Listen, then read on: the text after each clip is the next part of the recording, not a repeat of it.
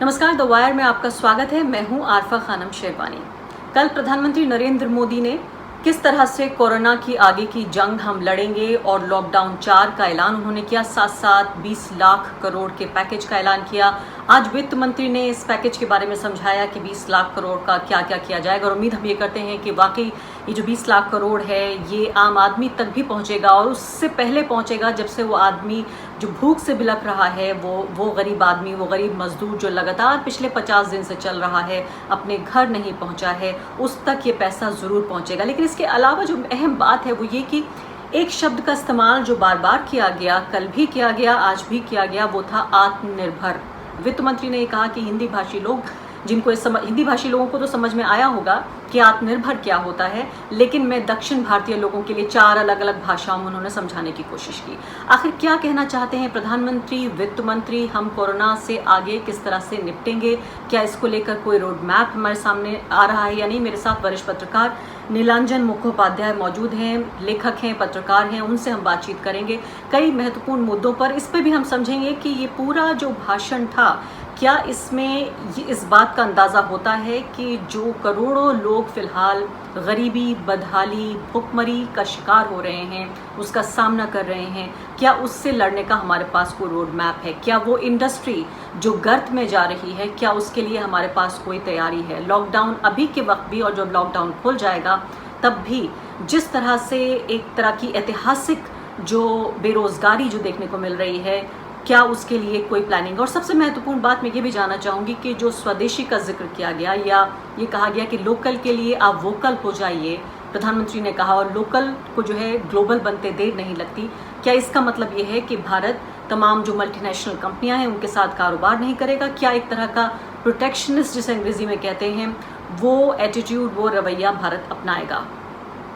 नीलांजन मुखोपाध्याय, सबसे पहले तो सवाल मेरा यही है कि जिस तरह से निर्मला सीतारमण जी ने 4 अलग अलग भाषाओं में आत्मनिर्भरता सिखाने की कोशिश की, भारत में जाहिर है हिंदी के अलावा और 4 दक्षिण भारतीय भाषाओं के अलावा बहुत सारी भाषाएं हैं जिनमें हमें समझाना ज़रूरी था। ये सिर्फ 4 भाषाएं ही नहीं, लेकिन वो जाहिर है जोर डालना चाहती थी, वो एम्फेसिस करना चाहती थी खासकर इस शब्द के ऊपर। आप क्या समझ पाए इस बात से कि भारत आत्मनिर्भर बनेगा? क्या ये आज की डिस्कवरी है? देखिए, पहले तो बहुत क्विकली कल जो इन्होंने आत्मनिर्भरता की बात की, ये पहली बार मोदी जी ने ये कोरोना पैंडेमिक के बीच में पहली बार नहीं है कि उन्होंने बात की। सबसे पहले उन्होंने 24 अप्रैल को जो नेशनल पंचायत दिवस होता है, उसमें जो उन्होंने पंचायत के हेड्स के साथ जो वीडियो कॉन्फ्रेंस की थी, उसमें उन्होंने कहा था कि इस जो महामारी है, इससे सबसे बड़ी सीख ये है कि हम सबको आत्मनिर्भर बनना पड़ेगा। गांव में हर एक को आत्मनिर्भर बनना पड़ेगा, पंचायत के लेवल पे, जिले के लेवल पे आत्मनिर्भर बनना पड़ेगा, स्टेट के लेवल पे आत्मनिर्भर पड़ेगा, और राष्ट्रीय लेवल पे आत्मनिर्भर बनना पड़ेगा। ये जो उन्होंने जो एक नैरेटिव बुना था, ये मेरे ख्याल से उस समय बहुत एक तरह से सही नहीं था, क्योंकि इस समय जो है स्टेट को ये बोलना नागरिकों को कि आपको आत्मनिर्भर बनना है, ये मेरे ख्याल से एक गलत मैसेज।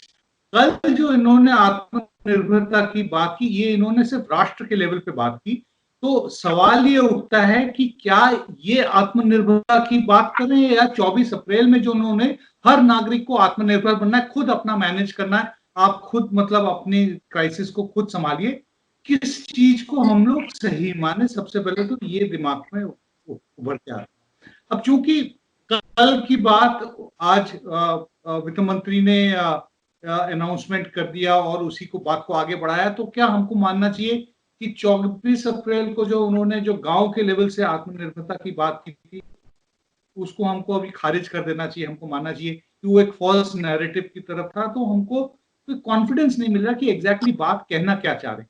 दूसरी बात यह कि कल इन्होंने आत्मनिर्भरता की बात की, उसी से एक ही सांस में उन्होंने डोमेस्टिक सप्लाई लाइंस की बात की, और ये भी बात की कि ग्लोबल सप्लाई लाइंस की भी बात है, मेजर रिफॉर्म्स की बात की। तो आत्मनिर्भरता, स्वदेशी, ये सब एक जो मिला जुला जो जो जो फ्रेजियोलॉजी है, ये एक तरह से जो रिफॉर्म्स हैं, जो ग्लोबल प्लेटफॉर्म में जिसकी जरूरत होती है, उसके साथ ये मिक्स नहीं होता है। तो मुझे लगता है कि आत्मनिर्भरता की जो बात हो रही है, ये एक तरह से जो स्वदेशी लॉबी है उसको पैसिफाई करने के लिए है, ताकि वो भी इनके साथ रहें, कोई ज्यादा प्रॉब्लम ना हो। लेकिन जो रिफॉर्म्स हैं वो भी होते रहे।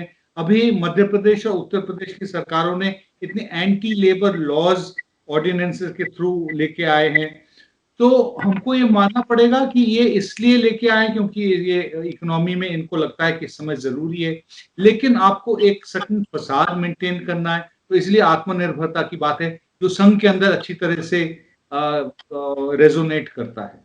तो लेकिन मुझे लगता है नीलांजन, कि सेल्फ की बात है। हाँ, मैं सॉरी। थोड़ा सा और दूसरे मुद्दों पे आना चाहती हूँ जो इससे जुड़े हुए हैं। जैसे जो कल प्रधानमंत्री ने कहा वो तो कहा ही, उसके अलावा आज जो वित्त मंत्री कह रही थी वो कह रही थी कि भाई इसका मतलब ये नहीं है सेल्फ रिलायंस का कि हम जो है आइसोलेशन में चले जाएंगे, हम आइसोलेशनिस्ट कंट्री बना लेंगे, यानी कि हम खुद अपने खोल में चले जाएंगे, इसका मतलब ये नहीं है। और उन्होंने ये भी कहा कि भाई प्रधानमंत्री ने इससे पहले ये कहा कि हम लोकल को ग्लोबल बनाएंगे।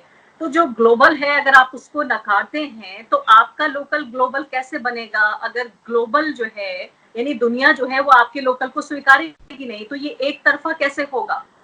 नहीं, मुझे लगता है कि एट द मोमेंट इनकी कोई नैरेटिव, कोई एक पक्की नैरेटिव लेके नहीं चल रहे हैं, बहुत वैसिलेट कर रहे हैं।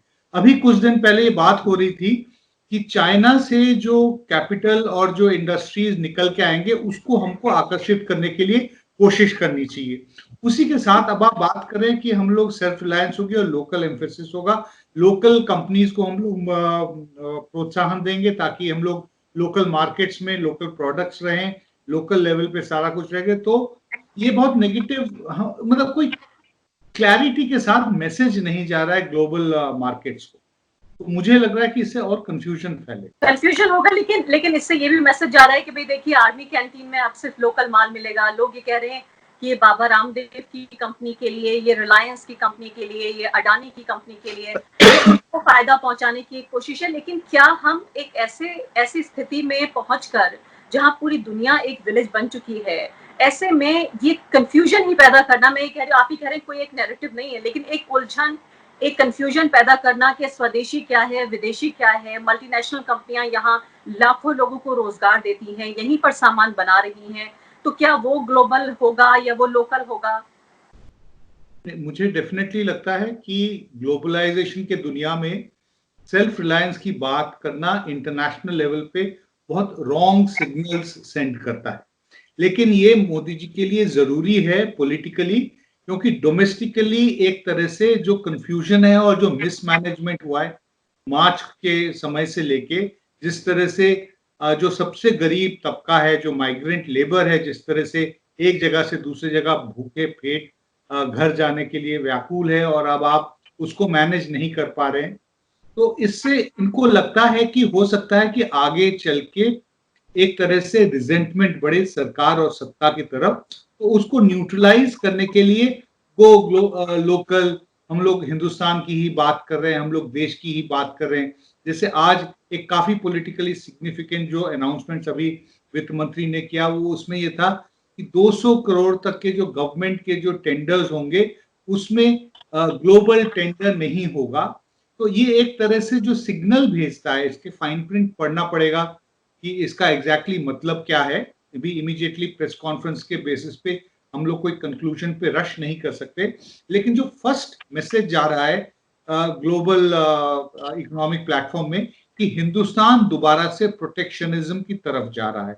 अब ग्लोबल ट्रेड में लेके इतना कुछ उथल पुथल हो रहा है, टैरिफ वॉर्स चल रहे हैं, तो मुझे लगता है कि हम लोग हमारे डोमेस्टिक कंपल्शंस और फाइनेंशियल इंटरनेशनल नेसेसिटीज के बीच में बैलेंस करने की कोशिश कर रहे हैं। अनफॉर्चुनेटली प्रॉब्लम ये, इसमें खतरा ये कि दोनों स्टूल्स के बीच में ना हम गिर जाएं। या और ये बहुत खतरनाक इसलिए भी हो सकता है क्योंकि अभी अभी तो बात हो रही थी कि जो कंपनियां चीन नहीं जाना चाह रही हैं कोरोना वायरस के डर से, उन्हें भारत अपनी तरफ आकर्षित करेगा, यहाँ इन्वेस्टमेंट होगा, यहाँ वो सेटअप करेंगी, उससे नौकरियां पैदा होंगी। और अचानक जो है वो इस तरह का एक पूरा नैरेटिव तैयार किया गया। मैं दर्शकों को ये भी याद दिलाना चाहती हूँ कि वो 5 पिलर्स का जिक्र भी किया निर्मला सीतारमन ने। उन्होंने कहा कि इकोनॉमी, इंफ्रास्ट्रक्चर, टेक्नोलॉजी, डेमोग्राफी और डिमांड, ये 5 चीजें 5 पिलर्स पे बेस्ड होगा। और इसके अलावा 4 एल का भी उन्होंने जिक्र किया, लैंड, लेबर, लिक्विडिटी, लॉ। यानी एक तरह से वो इकोनॉमिक्स की जो एक मॉडर्न लैंग्वेज है, जो एक आधुनिक भाषा है, उसका इस्तेमाल कर रही हैं। लेकिन प्रधानमंत्री ये कहते हैं कि भारत एक सोने की चिड़िया थी, भारत जो है वो स्वदेशी का जिक्र कर रहे हैं, आप लोकल के बारे में वोकल हो जाइए, उसे ग्लोबल बनाइए। मुझे तो निरंजन जी का ये याद आ गया कि 7वीं 8वीं कक्षा में स्कूल में जो भाषण मैं देती थी, उनमें इस तरह की बातें लिखी जाती थी कि भारत एक सोने की चिड़िया थी, हमें वापस वहां पहुंचना है। लेकिन बच्चों की हद तक तो ये ठीक है बात, आप स्कूल तक करें, लेकिन आप देश के प्रधानमंत्री हों, जहां लाखों करोड़ों लोगों का जीवन, उनके रोजगार दांव पे लगे हों, आपको आधे घंटे का समय मिला है बोलने का, उसमें आप 20 मिनट में ये बता रहे हैं कि भारत सोने की चिड़िया है। कैसे समझे इस बात को, कुछ समझ नहीं आ रहा। देखिए, हम आपने स्कूल में निबंधों में भारत एक सोने की चिड़िया थी, वो बचकाने वाली एक फैंटेसी थी। लेकिन मोदी जी जब बोलते हैं तो वो बच्चों की फैंटेसी नहीं है, ये उनकी पॉलिटिकल नैरेटिव है। वो क्या बोलते हैं कि एक वक्त था जब हिंदुस्तान में सब कुछ सही था, एक आइडियल, एक यूटोपियन वर्ल्ड था जो कि रियलिटी बन चुकी थी। उस पीरियड में टोटल मतलब सब लोग बहुत खुशी से रहते थे। उसके बाद गुलामी का दौर आया। ना मैं आपको याद दिलाना चाहूं, आप अगर मोदी जी के किसी भी इलेक्शन भाषण को याद करें तो वो बहुत जोर जोर से हमेशा बोलते आए 1200 साल की गुलामी। दिल्ली की सल्तनत बोलते थे वो 2013-14 में यूपीए सरकार को बोलने के लिए, दिल्ली का साम्राज्य नहीं सल्तनत बोलते थे।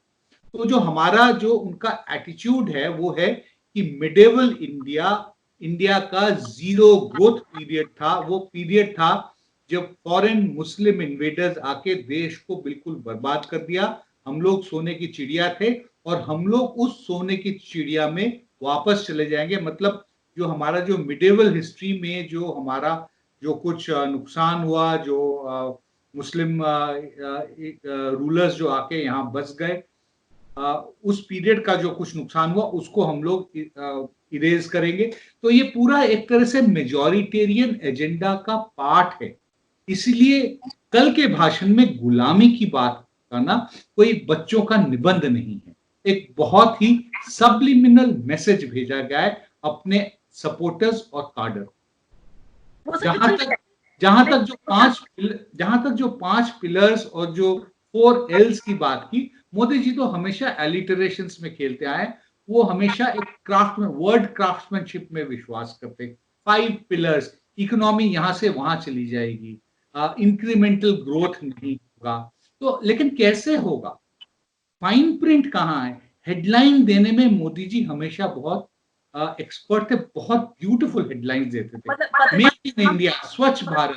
काम जो है थोड़ा खासकर लेकिन जो फाइन प्रिंट है, अगर आप कोई बिल्डिंग को बोले तो आप स्केच बना के बोल दें ये मेरी सुंदर बिल्डिंग है, लेकिन अगर आपको उस बिल्डिंग को एक्चुअली बनाना पड़ेगा तो आपको बहुत फाइन लाइन ड्राइंग करनी पड़ेगी, उसके लिए बहुत तैयारी करनी पड़ती है, बहुत सोच की जरूरत है। वो सोच नहीं होती, वो सोच नहीं होती।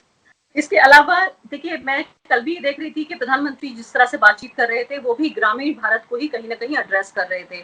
आज निर्मला सीतारमण जी और इसके अलावा अनुराग ठाकुर जी ने जिस तरह से पूरा उनके भाषणों को आप देखें, उसका एक बड़ा हिस्सा या तो इंडस्ट्री की तरफ इशारा करता है या फिर ग्रामीण भारत की तरफ इशारा करता है। ग्रामीण भारत में उन्होंने जैसे कहा कि जनधन, आधार और मोबाइल टेक्नोलॉजी, इन तीनों को मिलाकर एक तरह की क्रांति आ गई है। तो दोनों के भाषण में जो अगर आप देखें तो एक बात बिल्कुल सेम है, जो कॉमन थ्रेड है वो ये कि बहुत पॉजिटिविटी लाने की कोशिश की जा रही है। ये बिल्कुल इस तरह से है कि किसी के घर में कोई मरीज है और बहुत ही गंभीर बीमारी से वो जूझ रहा है और उसके यहाँ जाके आप ये कहें खुश हो जाएं, अच्छे कपड़े पहन के जाएं और कहें कि सब कुछ ठीक हो जाएगा। देखिए, जहां तक जनधन की बात है और जो रूरल सेक्टर के लिए जो चीज किए गए, मैं आपको याद दिलाऊं कि जब निर्मला सीतारमण बोलना शुरू की थी तो सबसे पहले उन्होंने कहा कि मैं अभी तक जो कुछ हो गया है उसके बारे में बात करूंगी। तो एक तरह से रिकॉल चैप्टर था, उसमें वो हुआ। तो ग्रामीण क्षेत्र में समकालीन इश्यूज पे कोई बात नहीं हुई, जो कुछ हुआ हो चुका है। मतलब आपको बैंक ट्रांसफर होते हैं, आपको टॉयलेट दिए गए हैं, आपको रूम्स दिए गए हैं, आपके लिए गैस का सिलेंडर का वो है, उज्ज्वला स्कीम्स हैं। तो इस तरह की जो तमाम चीजें वो ऑलरेडी हो चुकी है, मोदी जी कर चुके 2014 के साथ। अब जो है, जो क्राइसिस है, आज जो अनाउंसमेंट किए उन्होंने कहा कि हम लोग बेसिकली इकोनॉमी और वो भी एमएसएमईज पे फोकस, और उसके अलावा कुछ और बातें की, जनरल इकोनॉमी को रिलेटेड बातें की, जैसे डिस्कॉम्स की बात की, कंस्ट्रक्शन के बारे में बात की, जो स्टॉल्ड प्रोजेक्ट्स हैं, और रियल एस्टेट के बारे में बात की, और मेजर जो इनकम टैक्स में, मतलब बेसिकली जो उनका कोर वोटर होता था, द मिडिल क्लास, उसको जो चिंता है कि मेरा 10% टीडीएस कट जाता है, तो सुनने में तो बहुत अच्छा लगता है कि 10% में से उसमें से 25% कटेगा, लेकिन अगर मैं जितना समझाऊं, अगर कोई आदमी 1 लाख रुपए कमाता है और उसका 10,000 रुपए टीडीएस कटता है, तो उसको 2,500 रुपए कम होंगे। तो ले दे के मतलब जो सैलरीड एम्प्लॉय है जिसका 1 लाख रुपए कटता है, जिसमें 10,000 रुपए कटता है, उसको 2,500 रुपए का फायदा होता है। तो ये पीस मील अप्रोच है, जिसको दिखाना है कि बहुत बड़ी चीज कर रहे हैं हम लोग। 20 लाख करोड़ इन 2020, मोदी जी ने 2 बार बोला। जी हाँ, आखिरी सवाल आपसे संक्षेप में ये जानना चाहती हूँ कि कल और आज मिलाकर देश के प्रधानमंत्री, वित्त मंत्री, वित्त राज्य मंत्री, इसके अलावा हमने स्वास्थ्य मंत्री को भी सुना, इन सबको मिलाकर किस तरह की भूमिका बन रही है? कैसे भारत आने वाले 3 महीने में कोरोना वायरस से, आर्थिक संकट से जूझेगा? इस पर सरकार की नीति क्या है? मुझे तो सरकार की नीति एडहॉकिज्म दिख रही है। फायर फाइटिंग, कहीं आग लग गई तो चलो फायर इंजन वहां भेज देते हैं। कोई एक कॉम्प्रिहेंसिव प्लान मुझे नहीं दिखाई दे रही है। आपने श्रमिकों के लिए ट्रेन चलाए, लेकिन अभी भी लोग चले जा रहे हैं पैदल। आप बोल रहे हो कि हमने इतने लाख टन अनाज बांटे हैं, फिर भी लोग भूख से क्यों मर रहे हैं? क्यों लोग अपने बच्चों को नहीं खिला पा रहे हैं और घर पैदल जा रहे हैं? अगर आपने ट्रेन ठीक से चलाई, फिर अचानक से आपने मध्य वर्ग के लिए एयर कंडीशन ट्रेन चालू कर दी, वो भी दिल्ली से पेयर ट्रेन बना के। तो मुझे नहीं लगता कि कोई कॉम्प्रिहेंसिव प्लान है। लोग आ रहे हैं, अलग अलग शहरों में जा रहे हैं, उनकी किस तरह की ट्रेनिंग चेकिंग हो रही है, क्या उनको उनकी टेस्टिंग की जाएगी? अगर उसमें से डिजीज का जो स्प्रेड है वो एकदम से बढ़ गया, आज बोल रहे हैं कि हमारा रेट ऑफ डबलिंग घट रहा है, लेकिन कोई सर्टनी नहीं है। बोल दिए एक बार, पहले सबसे पहले जॉइंट सेक्रेटरी ने बोला, फिर उसके बाद उसको एंडोर्स हेल्थ मिनिस्टर ने किया, और कल मोदी जी ने भी यही बोला कि ये वायरस जो है हमारे साथ काफी समय रहेगा, लेकिन इसका मतलब नहीं कि हम लोग सब काम करना बंद कर दें। तो मार्च में आपने सब काम करना बंद क्यों कर दिया? तो बेसिकली मुझे लगता है right from day one, right from January, इस सरकार का कोई कॉम्प्रिहेंसिव प्लान नहीं है।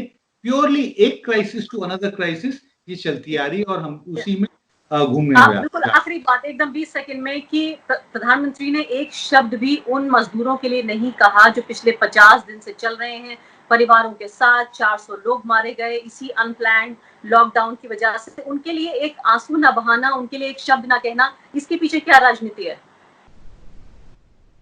मोदी जी कभी भी दूसरे के पर्सपेक्टिव से किसी चीज को नहीं देखना चाहते हैं। वो सिर्फ अपने पॉलिटिकल नैरेटिव को केंद्र बिंदु बना के ही देखते हैं। ये एक अनफॉर्चुनेट फैक्ट है।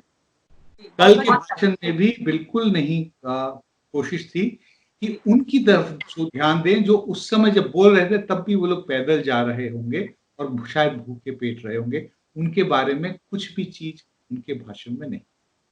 दूसरे के नजरिए से कभी भी नहीं देखते, वो चीज अपने नजरिए से देखते हैं, और जो भी उनके एडवाइजर हैं, ऊपर वाला ही जानता है कौन उनके एडवाइजर हैं जो उन्हें बताते हैं कि ये सब नहीं कहना है। बहुत बहुत शुक्रिया आपका Neelanjan. Thank you so much.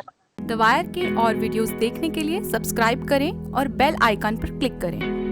स्वतंत्र पत्रकारिता की आर्थिक मदद करने के लिए डिस्क्रिप्शन में दिए गए लिंक पर जाएं और अपनी राशि चुनें।